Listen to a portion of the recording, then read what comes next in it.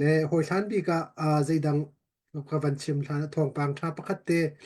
van chim ta ka du mi chu atu nai bak ka khan se atu nai te akhan atu Argentina khot ni khan min ong thlain kha race warrant ti mi tlai ding a khan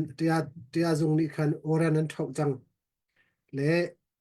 hi khai he thong khat le za ko le thlai ko thong kum thong hi le kum thlai ko liao a khan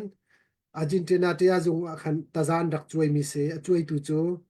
ba Burmese Rohingya Organization UK ni khan tazan dak chuai mi se le ma khai kha vaya zaikan tilai tainak andak phu nan Rohingya ni khan arrest warrant ti mi kha tu tiang andak chu khawlo asanan atu chu ma ka khot I bachai boy ni khan min ong thlain kha zaikan tilai tlai ding khoi kam hun aphak nak po tlai ding ti mi oran kha tu atu nai bak te khan an van chu ale an ma hi ka Rohingya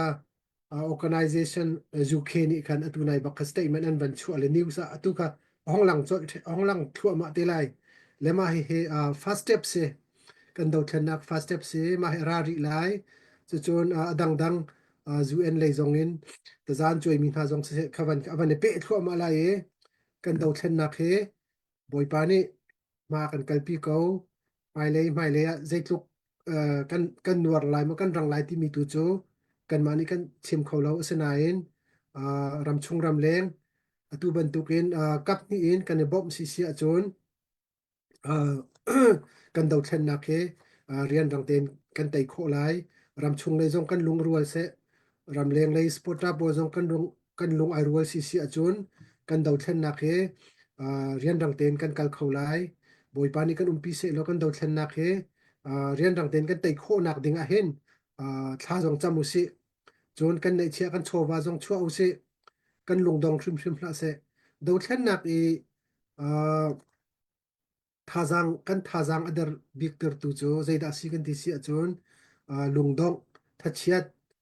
ma kha kha ti nung bik mi se le chu cha achon kan do thlan nak a hen kan thachia hrim hrim hla se